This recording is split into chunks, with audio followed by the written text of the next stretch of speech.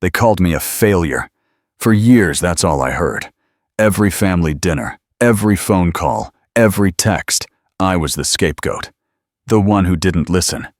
The one wasting his potential on some little internet thing that would never amount to anything. My father said it so many times, I almost believed him. "Without our help, you're nothing, Adrian." That was his favorite line. It became the family mantra. My mother nodded along. And my sister Lily, the golden child. The corporate lawyer at Morrison & Knight, she never missed a chance to remind me that she'd made it. She had a real job, a real career. Meanwhile, I was out there chasing some startup fantasy.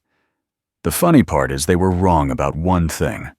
I did amount to something, just not the way they expected. I'm going to tell you exactly what happened, and I'm going to tell you how I responded. It started when I was 24 years old. My parents sat me down in their living room, the formal one, the one they only used when something was important. My father cleared his throat the way he always did when he was about to deliver bad news. "You need to get a real job," he said, "or you need to move out." He paused, letting it sink in. "Without our help, you won't survive out there." That was the moment. That was when I stopped asking for their approval and started building something they could never control. I left that house with almost nothing. No financial safety net, no family resources, no co-signer on a lease. Just me, my laptop, and this burning certainty that I was going to prove them wrong. Not to spite them, at least not at first. I just didn't want to give them the satisfaction of being right. 3 years later, my company hit $2 million in annual revenue. 5 employees became 50. We landed our first Series A round. I was on the cover of a business magazine, not because I was special, but because I'd done something simple. I listened to my customers. I built something they actually needed, and I didn't give up when it got hard.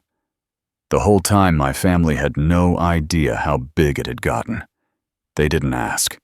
They wouldn't have believed me if I'd told them. In their world, I was still the failure, still the one who wouldn't amount to anything without them. That narrative was too comfortable. It gave them something to feel superior about. Then last year, something changed.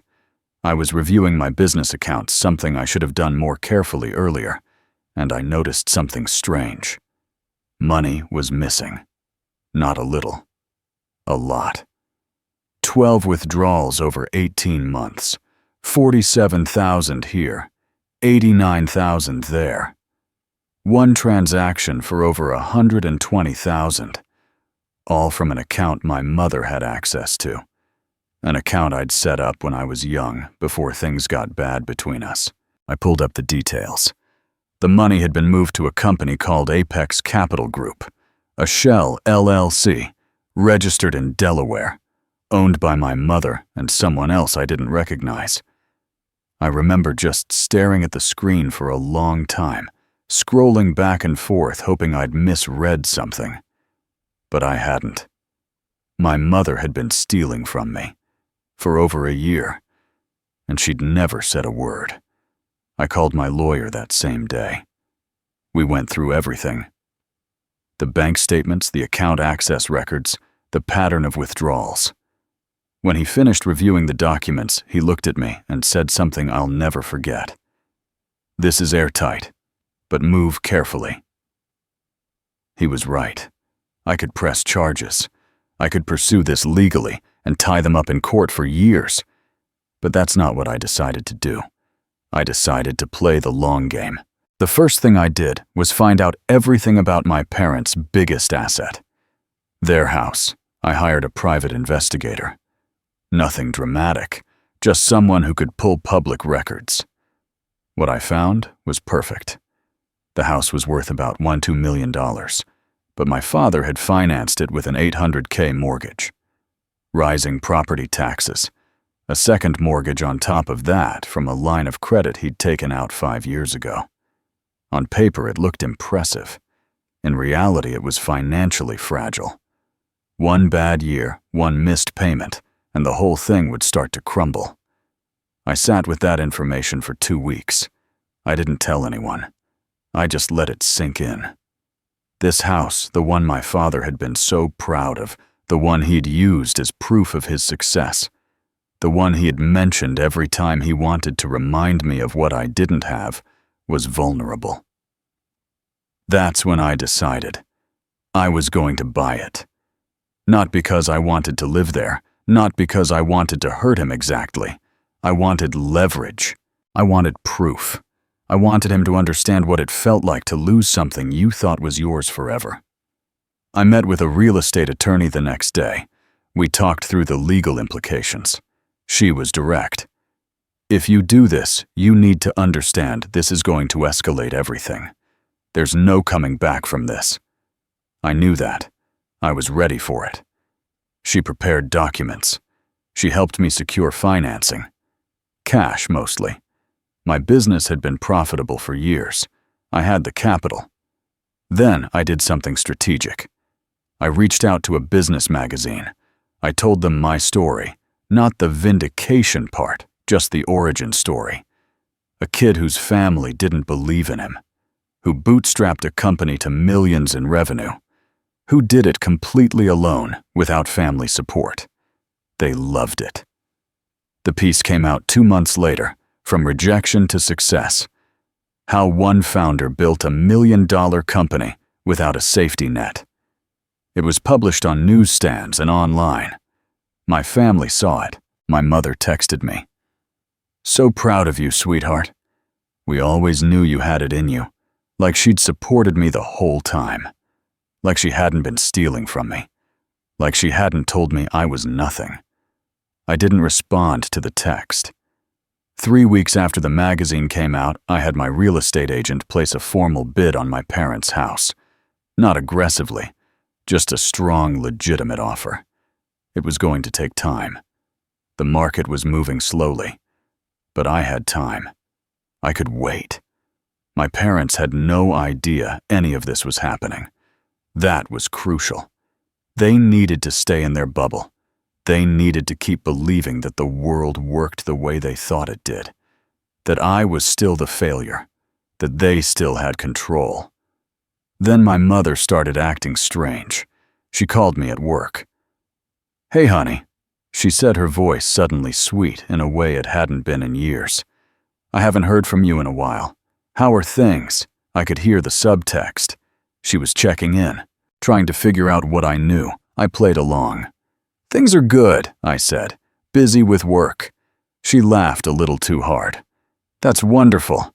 You know, your father and I were thinking, maybe we could all have dinner soon. Get the family together." I knew exactly what that meant. She was suspicious. She was trying to assess the damage. But she didn't know how much I actually knew. Not yet.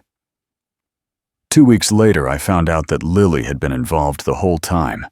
I'd asked my attorney to dig deeper into the financial records.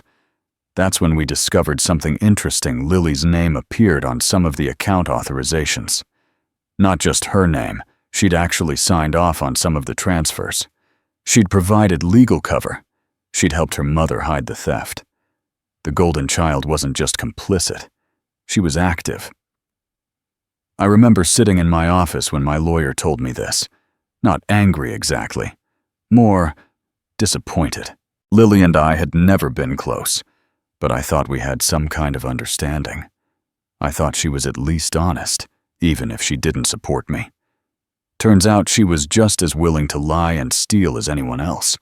She just hid it behind a law degree and a corporate title.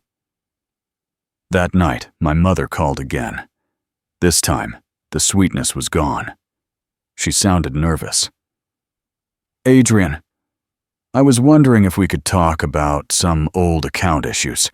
Nothing serious, just administrative stuff. Maybe we could meet up." The wall was cracking. She knew something. She didn't know what, but she knew. I told her I was too busy right now. Work was demanding. But maybe soon. "Soon," she said. And then, almost like an afterthought, "Your father wants to see you. He's been talking about it." 2 days later, the dinner invitation came. A fancy restaurant. The Meridian Rooftop. One of the most expensive places in the city. The kind of place where people watch you, where conversations carry weight, where everything feels consequential.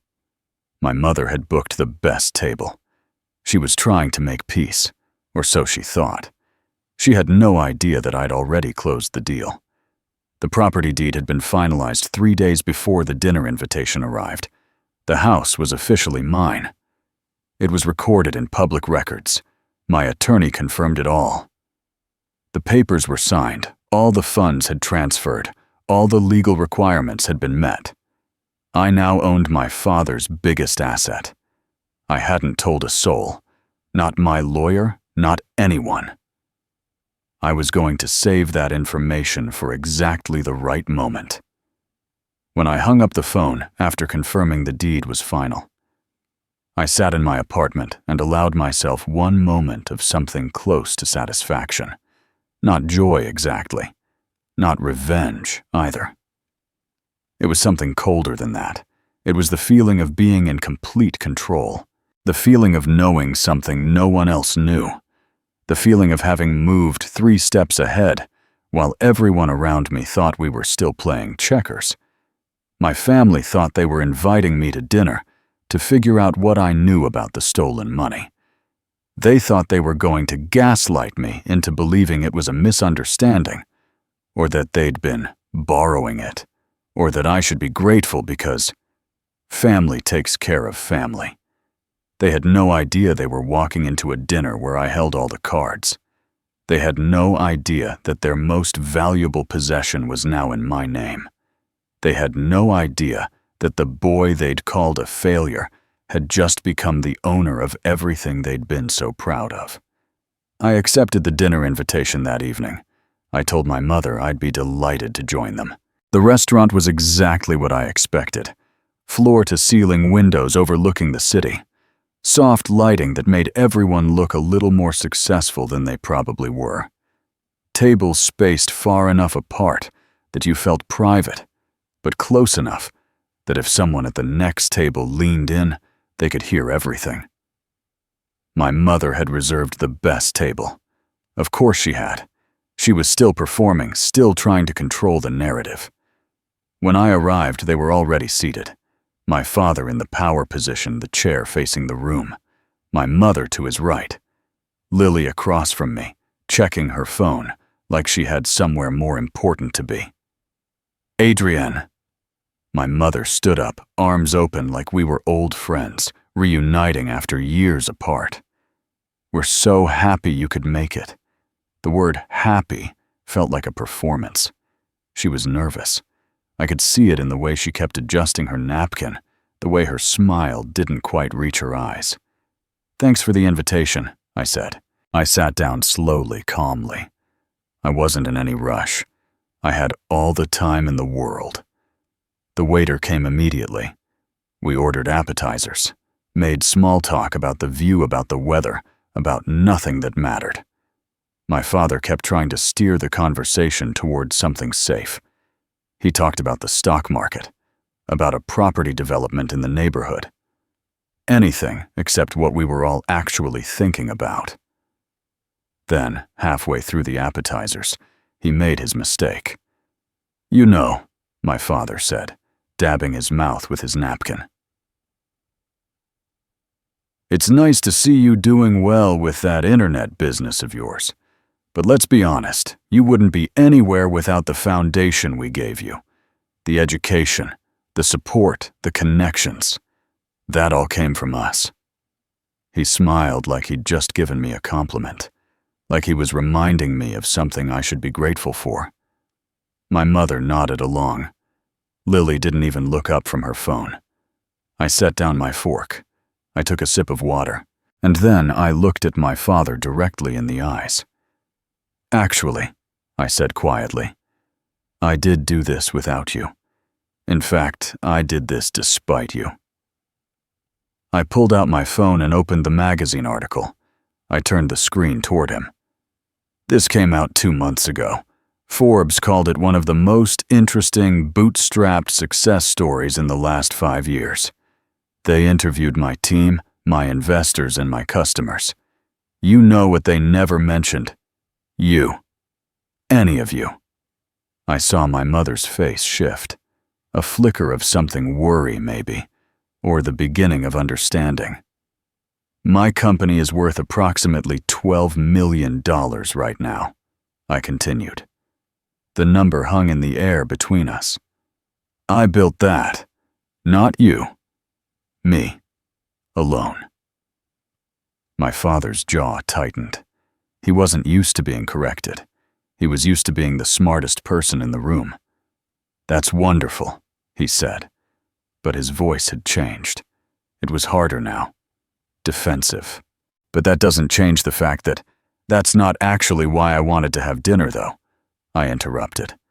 My voice was still calm, controlled. But I'd shifted into something different now. Something colder. I pulled out a folder from my bag and placed it on the table between us. Inside were bank statements. Lots of them. Printed out, highlighted, organized chronologically. These are from my business account, I said. The one you had access to, Mom. Do you recognize them? My mother went white. Actually white. Like all the blood had drained from her face at once. She opened her mouth like she was going to say something, and then she closed it again. 47,000 on March 12th, 2022, I said, turning the pages slowly, not rushing, letting each number land. 89,000 on July 8th, 123,000 on October 3rd. I looked up at my mother. Should I keep going? There are 12 more. Adrian, I can explain. My mother's voice was suddenly desperate, panicked in a way I'd never heard before. It went to Apex Capital Group. I continued, ignoring her. A Shell LLC in Delaware. Do you want to tell me what Apex Capital Group is, or should I explain it to everyone at this table? The woman at the next table glanced over. The waiter paused. Everyone could sense that something had shifted. My father's face was turning red. Not embarrassed. Angry. This is a family matter, Adrian. This is not the place. It's embezzlement, Dad, I said flatly. That's not a family matter. That's a crime. My lawyer has already reviewed everything. I have emails. I have account access records. I have the authorization forms with both Mom's and Lily's signatures on them. That's when Lily finally looked up from her phone. What? She said it like a challenge, like she was daring me to say what I'd just said again. That's ridiculous. I pulled out another document, an email chain, dated from 6 months ago, between my mother and Lily. Don't tell Adrian, he won't even notice, I read aloud. He's too busy with his little startup thing. And honestly, after everything we've done for him, he owes us.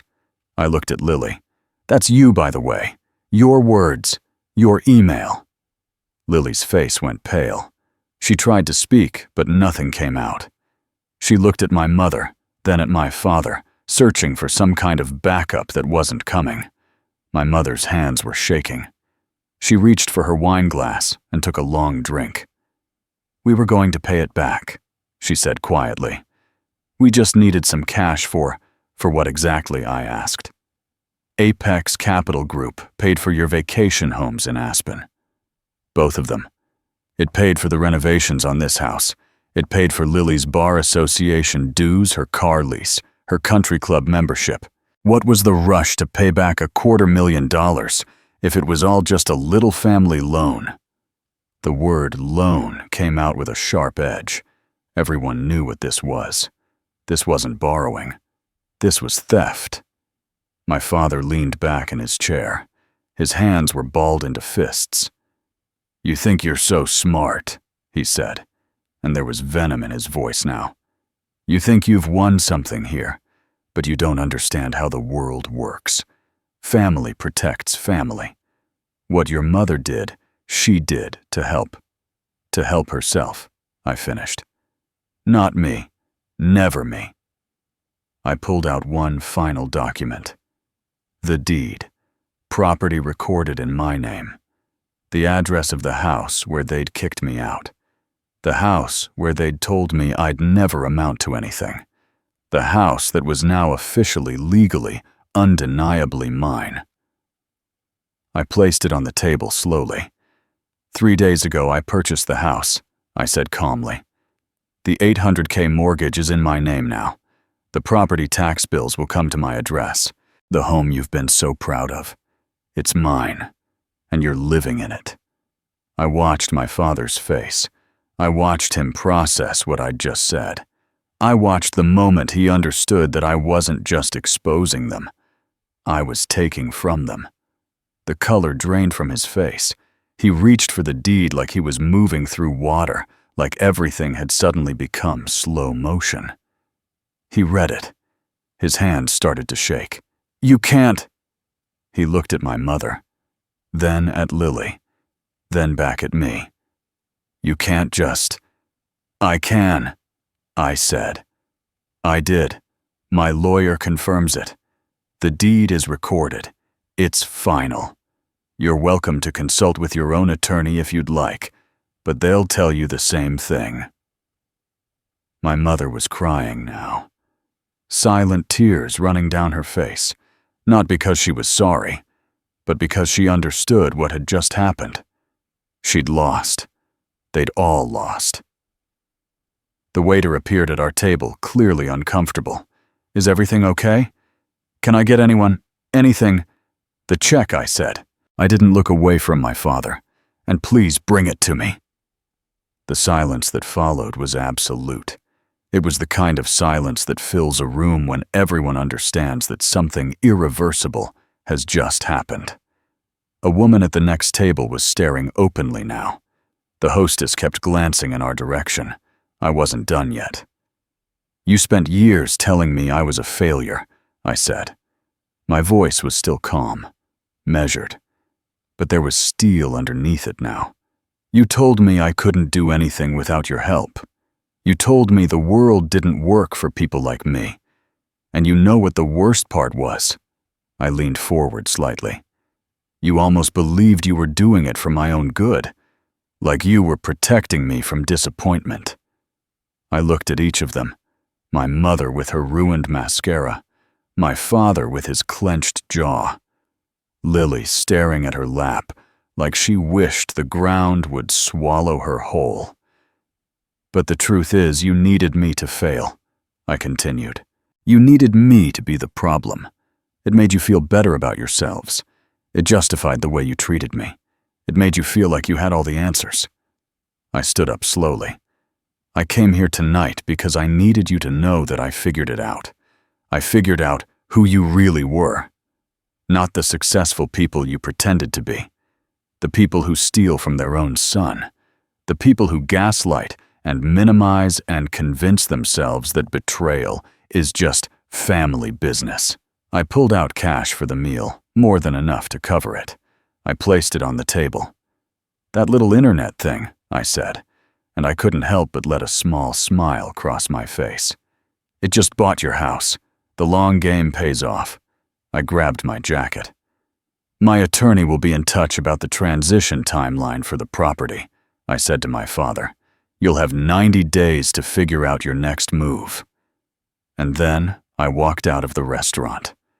I didn't run. I didn't storm out dramatically. I just walked out calmly and deliberately, like I had somewhere important to be. Like my family no longer had any hold on me whatsoever. I made it to the elevator before I heard someone, a woman, maybe a diner from a nearby table, say under her breath, "That was incredible." I didn't turn around. I just kept walking. Walking out of that restaurant, I didn't feel what I thought I would feel. I'd imagined this moment 1,000 times. I thought I'd feel vindicated, triumphant, like I'd won some kind of war. But what I actually felt was something quieter than that, something more solid. It was the feeling of finally being in control of my own narrative, of not needing their approval anymore because I'd already proven I didn't need them at all. The thing nobody tells you about confronting your family is that staying calm is the most terrifying weapon you have. Anger is easy for people like my father. He understands anger. He can fight anger. He can match it and escalate it and feel justified in doing so. But calm, methodical, calm. The kind of calm that doesn't raise your voice while you're dismantling everything someone built their identity on. That's something different. That's something that makes people realize they don't actually have any power over you anymore. I'd watched it happen in real time. The moment my father understood that I could take away the thing he valued most, and I wouldn't even need to yell about it. That's when he truly understood he'd lost. The next morning, I got a call from my attorney. "Your mother tried to reach out to me," she said. Her tone was professional, but I could hear the slight satisfaction underneath. She wanted to know if there was any way to discuss the property transfer. She suggested that perhaps you were acting emotionally and that the family should work this out internally. I almost laughed. Even now, even after everything they were trying to gaslight me, trying to convince themselves that I was the one being unreasonable, that I was the problem. "What did you tell her?" I asked. "I told her that the transfer is final, legally binding, and that any further communication should go through the proper legal channels." She paused. She didn't sound happy about that. The legal reality was this: I owned the house, completely. The deed was recorded. The funds had cleared. There was no mechanism for them to undo it without my consent, and I had no intention of giving my consent. They had 90 days to figure out what they were going to do. Move, refinance, negotiate with me, whatever. That was their problem now, not mine. But here's the thing that surprised me. I didn't feel angry. I didn't feel like I was punishing them. What I felt was something more like closure, like I'd finally figured out how to set a boundary that they couldn't ignore or gaslight me out of. Because that's what had happened my whole life. My family had been able to dismiss me, minimize me, reframe every conversation to make themselves the victims. They could do that because I was still seeking their approval. I was still hoping they'd eventually understand. I was still on some level trying to make them proud. The moment I stopped needing their pride was the moment I became untouchable. 2 days after the dinner, my sister Lily did something interesting. She called me. "We need to talk," she said. Her voice was different from before, not cold anymore. Actually, scared. "Okay," I said. I was at my office, sitting at my desk, waiting for her to continue. I didn't understand what was happening with Mom," she started. "I just signed some documents. I didn't realize you signed documents that authorized the theft of money from my business account," I said. My voice was calm, but I let the words carry their weight. "You're a lawyer, Lily. You knew what you were signing." There was silence on the other end of the line. "I know," she said quietly. "I know that. And I'm sorry, but I need you to understand. Mom told me that you owed the family money, that you were being selfish, that after everything they'd done for you, you needed to contribute back." She made it sound like I'd stolen from them. I finished. Like I was the ungrateful one. "Yes," Lily admitted. "She did. And I believed her. I wanted to believe her. Because if you were the problem, then I wasn't complicit in anything. I was just being a good daughter." I let that sink in for a moment. It was probably the most honest thing Lily had ever said to me. "The difference between you and me," I said slowly, "is that I checked the facts. I didn't just accept the narrative I was given. I looked at the bank statements. I asked questions. And when I found out the truth, I acted on it." "So what happens now?" Lily asked. "Are you going to press charges? Are you going to go to the police?" I had thought about this. My lawyer had strongly recommended legal action. The case was airtight. But I'd decided something different. "No," I said. "I'm not going to the police. But I want you to understand something, Lily. You're a corporate lawyer at a prestigious firm. You just knowingly participated in the theft of several $100,000 from your own brother. That's not something you come back from professionally, not if it comes out. Your career would be over. Your reputation would be destroyed. I know, she whispered. So from this moment forward, you're going to make sure this never happens again. You're going to be honest. You're going to stop parroting Mom's narrative just because it's easier. And you're going to understand that people like me, people who actually build things, who actually work, we have leverage now. We're not the failures anymore. You are. She didn't respond right away. When she finally did, her voice was barely audible. Okay, she said. Okay, I understand. Good, I said. Then I hope you find a way to make this right. Not with me. I don't need your apology, but with yourself. I hung up after that. My father predictably took a different approach. His attorney sent me a letter threatening legal action, claiming I'd acted in bad faith, that I'd used insider information to purchase the property. It was all nonsense, and my attorney confirmed as much immediately. But it was his way of trying to feel like he still had some power in the situation, like he could fight back. He couldn't. The property transfer stood. The deed was recorded. The house was mine. And there was nothing he could do about it, except figure out where he and my mother were going to live in 90 days. I didn't feel triumphant about this. I didn't sit in my apartment fantasizing about his suffering. But I also didn't feel guilty. I'd set a boundary. I'd protected myself. And I'd made sure that the people who'd stolen from me would face actual consequences for their actions. Was taking their house a disproportionate response? Maybe. But it wasn't illegal. It wasn't unethical. It was just the long game finally paying off. A month after the dinner, something unexpected happened. My father reached out. Not through an attorney.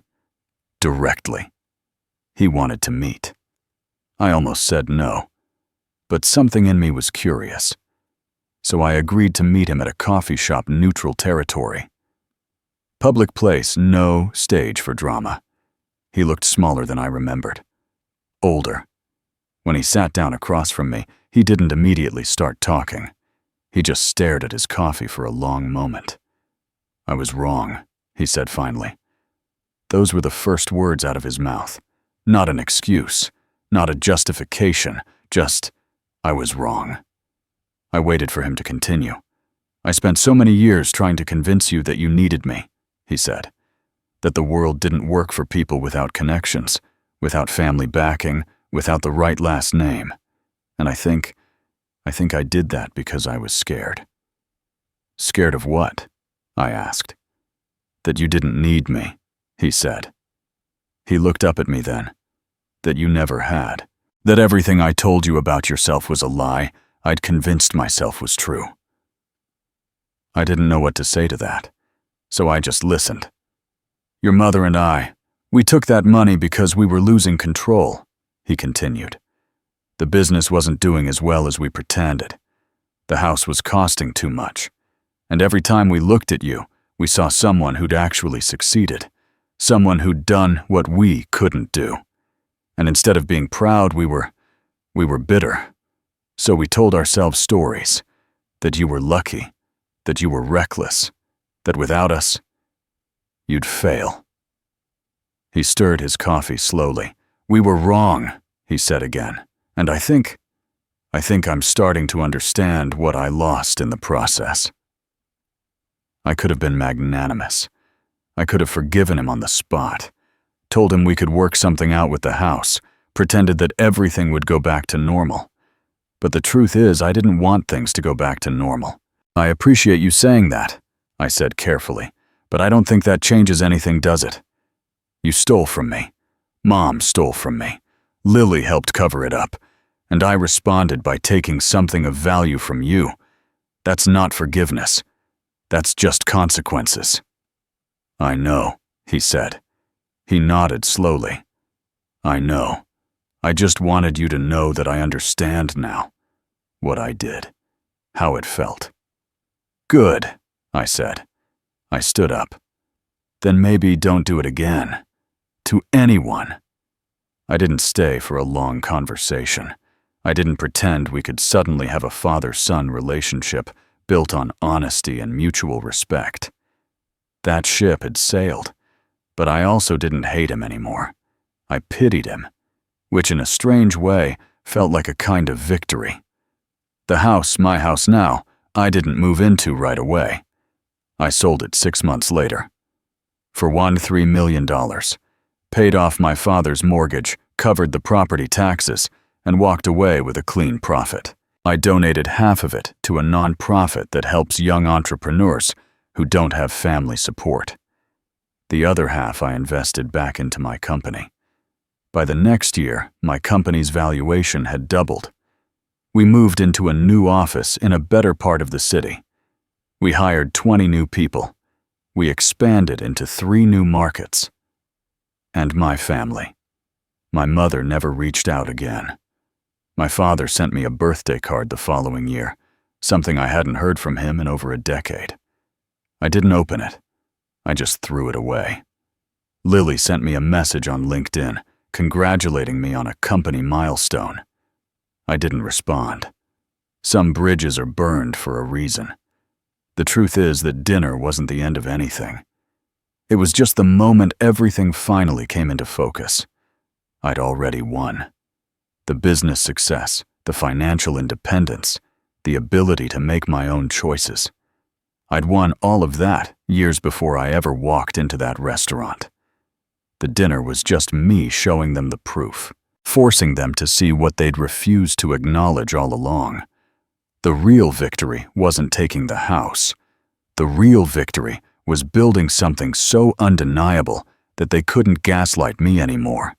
They couldn't convince themselves or anyone else that I was a failure. The magazine had already written the story. The business metrics had already proven the point. The employees and customers and investors I'd built relationships with had already validated the work. By the time I confronted them, I didn't need them to believe in me. I didn't need their approval. I didn't need anything from them at all. And that's the thing about the long game. It's not really about revenge. It's not about hurting the people who hurt you. It's about building a life so good, so undeniable, so completely independent of their involvement that they become irrelevant. That's what I did. That's what I became. I walked away from that dinner, not because I'd destroyed my family, but because I'd finally completely permanently destroyed their ability to control me. And nothing, no apology, no reconciliation, no amount of regret was going to change that. That little internet thing they called a failure. It gave me the one thing they could never take away, the absolute certainty that I was better off without them.